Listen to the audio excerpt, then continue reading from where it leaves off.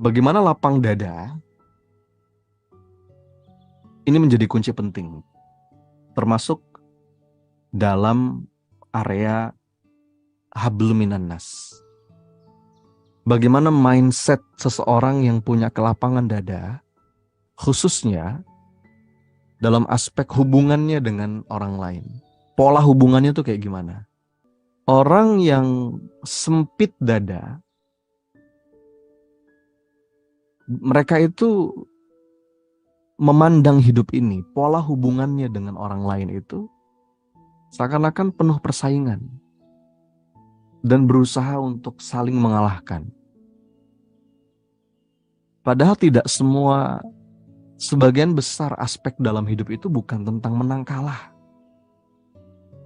Itu hanya sebagian kecil ada menang kalah dalam olahraga, ya, dalam beberapa hal yang lain. Tapi secara umum, in general, hidup itu bukan tentang mengalahkan orang lain. Yang perlu kita kalahkan tuh diri sendiri sebetulnya.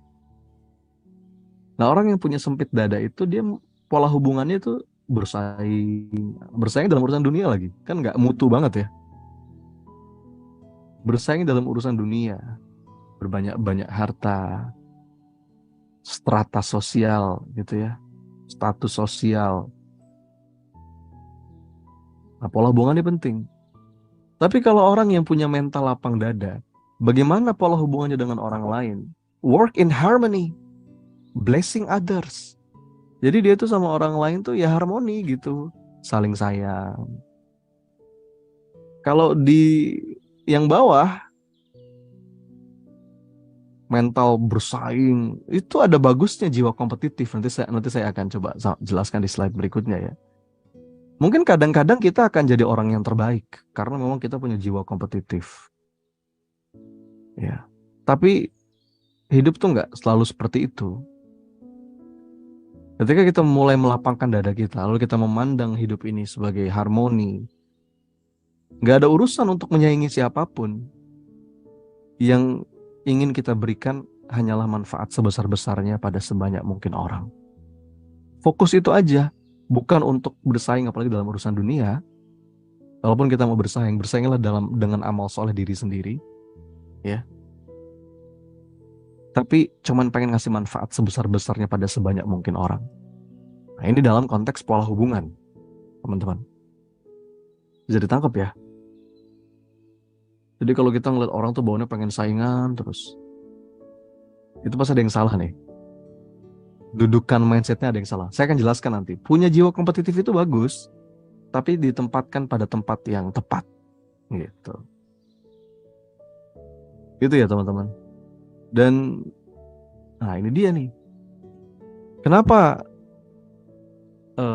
kita itu dalam konteks hablum minan nas ini sering merasakan dada yang sempit? Di antara faktornya karena kita sering banding-bandingin kita dengan orang lain. Orang lain maju, kita insecure. Orang lain bisa, hebat, kita down.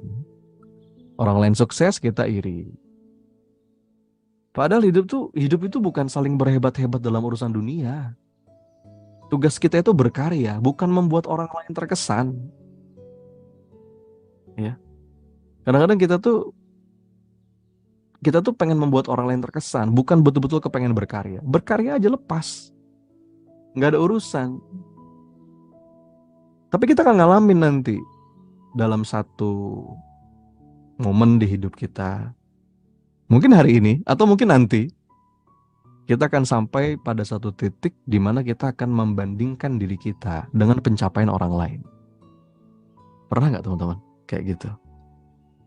Ya, kita bandingkan diri kita dengan pencapaian teman, dengan pencapaian keluarga, dengan pencapaian orang lain, sampai seakan-akan hidup ini seperti sebuah pertandingan gitu, yang harus saling berlomba untuk sampai ke garis finish. Padahal nggak begitu teman-teman. Setiap kita itu punya standar yang beda-beda. Ya. Hidup itu bukan kayak lomba balap lari. Pemenang dalam hidup itu bukan yang paling cepat. Bukan. Bukan itu ukurannya. Dan yang kalah dalam hidup pun bukan yang gagal sampai garis finish, bukan. Jadi dalam hidup ini sebetulnya tidak ada istilah tuh saling mendahului gitu, saling mengungguli, karena setiap orang tuh punya zona waktu yang beda-beda. Ada orang-orang yang mungkin baru sukses gitu ya, sampai pada puncak prestasinya ketika umurnya 40 tahun. Tapi ada orang-orang yang dari usia 16 tahun dia udah punya karir yang cemerlang ya. Itu kita punya porsinya masing-masing, ada porsi gagal, ada porsi berhasilnya masing-masing. Zona waktunya beda. Iya. Sama seperti kalau misalkan kita mau bandingkan para nabi gitu ya, kan beda-beda zona waktunya. Rasulullah berdakwah 23 tahun, Nabi Nuh ratusan tahun, Nabi Musa puluhan tahun juga.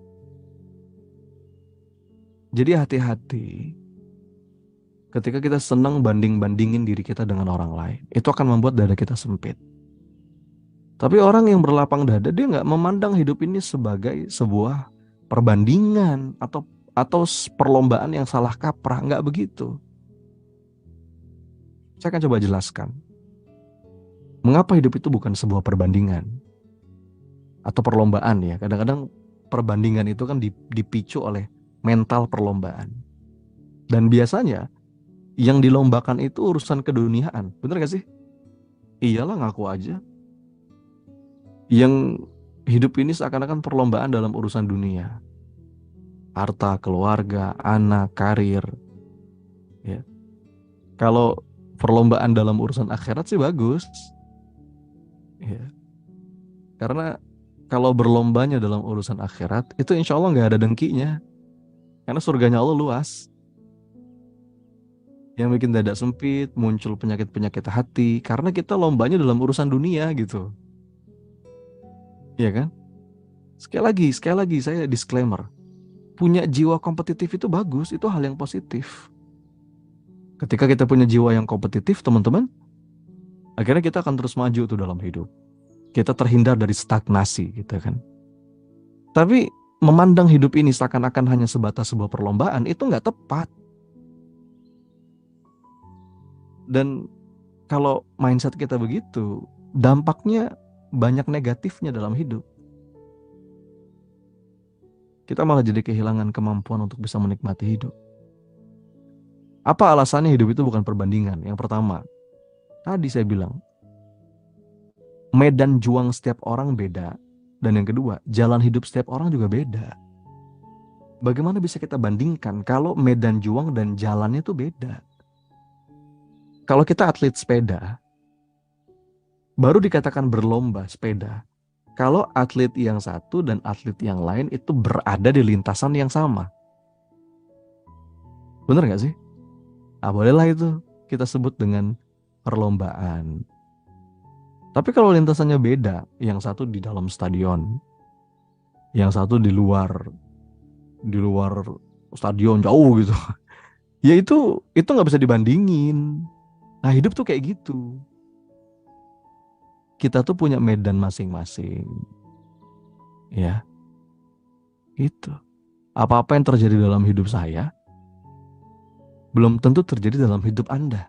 Betul nggak Bapak Ibu? Begitu pula sebaliknya. Apa-apa yang Anda alami belum tentu saya alami. Jadi medan juangnya beda-beda, jalan hidupnya juga beda-beda. Mungkin kalau garis besar tujuannya sama ya. Wa ma khalaqtul jinna wal insa illa liya'budun. Allah tidak menciptakan jin dan manusia kecuali untuk beribadah.